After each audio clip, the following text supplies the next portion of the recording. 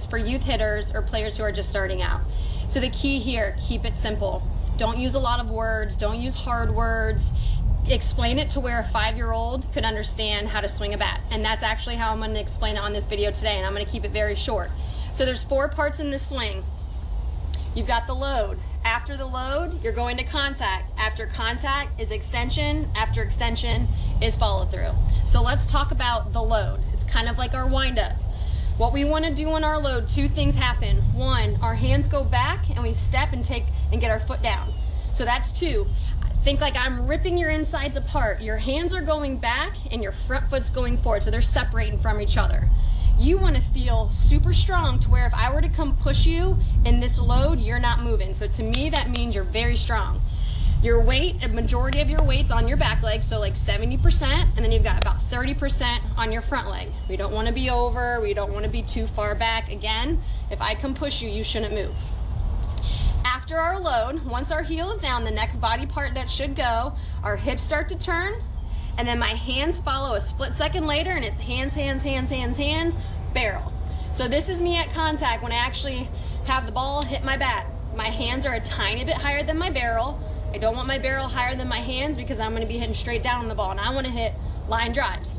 So my hands are a little bit higher than my barrel. I've got some bend in my elbows. My weight is behind my front hip.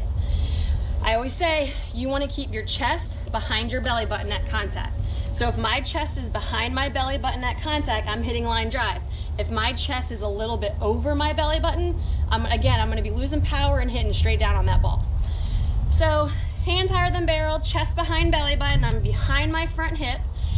My power comes from my bottom half, specifically my hips, and I need to make sure I'm firing my hips. So in order to do that, as I'm going to contact, my back toes are going to be to the pitcher.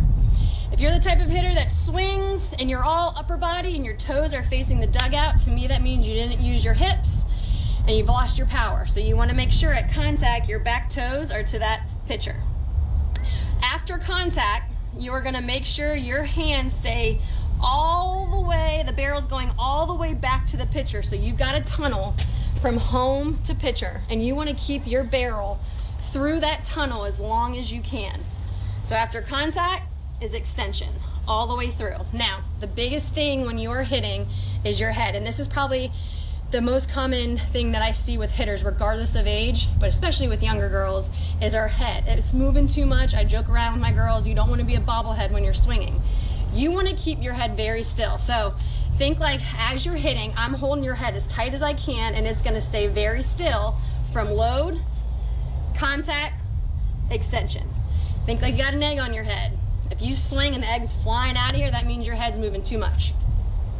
So after extension, your eyes are through or down that barrel, your weight's behind that front side still. After you get to extension, you're just going to swing all the way through. We want to make sure after extension we're not coming straight to our shoulder or we're not stopping. We want to come all the way through in order to get maximum power. So again, one more time, you've got load, hands back, foot down, going to contact, hips, hands, hands, hands, barrel. I'm behind my front side. After contact, extension. My head never moved, my barrel's right back to the pitcher, back toes are to the pitcher, and I'm swinging all the way through. And this is what it looked like full speed.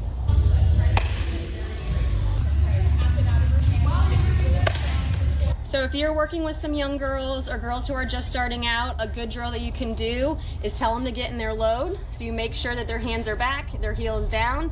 Once they're comfortable there, you'll tell them to swing, and then after they swing, they'll stick that finish. Load, swing.